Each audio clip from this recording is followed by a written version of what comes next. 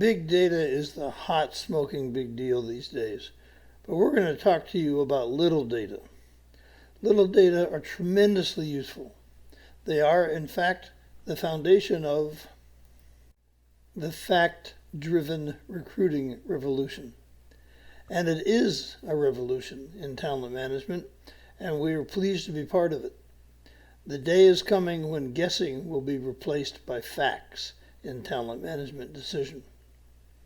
We have been practicing and teaching fact-driven recruiting for 15 or more years. Following is a proposal for a seminar we might put on at your facility for your audience about this revolution. And we will be glad to put on the seminar for free. Next, you will see a shortened version of the presentation. Our intention would be, first thing, to challenge how your audience has been doing recruiting all of their professional lives. Second, we would tell them the story about Nobel laureate Daniel Kahneman, who found a better way, while fulfilling an assignment with the Israeli army, to evaluate recruits. What we teach in the seminar is born from the same insights Kahneman used to successfully predict the recruits' on-the-job behavior. Then we will talk about how intuition works and why it so often gives you the wrong answer if you ask it if you should hire someone. Then we will confront their almost certain resistance to data-driven recruiting, just as Kahneman's interviewers resisted. This information is not just anecdotal, by the way. There is research to support how people react when they are asked to even slightly reduce the contribution of their intuition. One of the objections is rooted in ignorance about how else you can recruit and select new employees.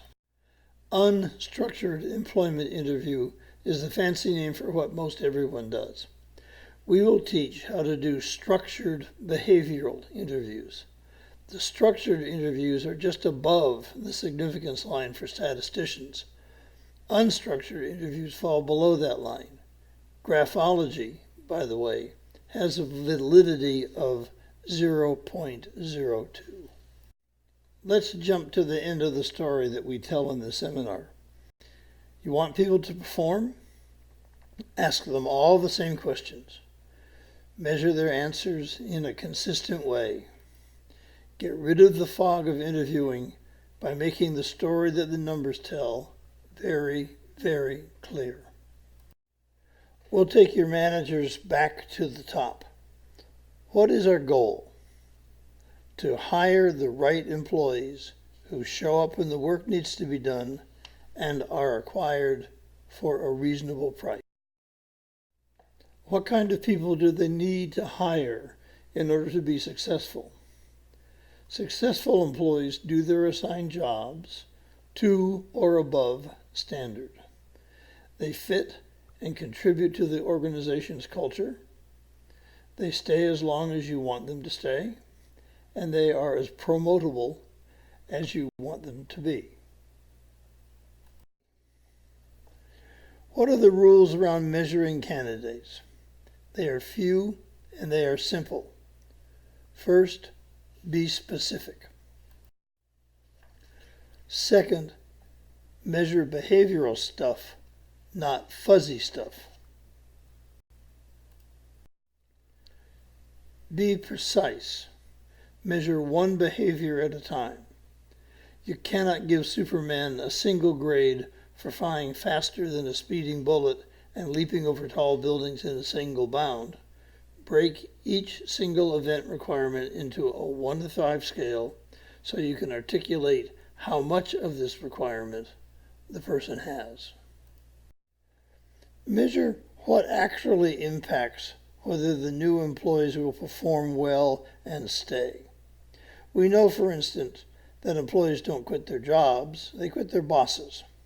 So it might be sensible to spend some time looking at the fit between the employee and the boss if you want them to stay and be productive. We will offer examples of what requirements that actually measure look like. We will show ways to display the data so the message leaps off the page. This is a Wentworth study of the results of using a more sophisticated version of what you've just seen.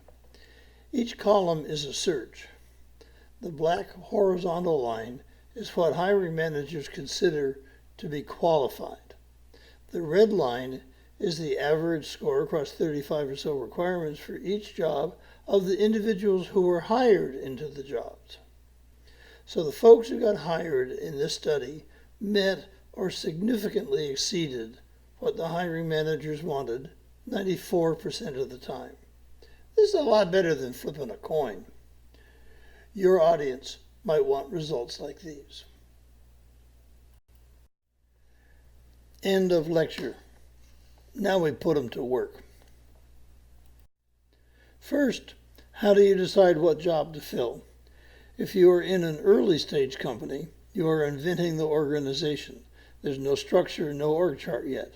There are no rules. If you are in a more mature organization, it can be easier.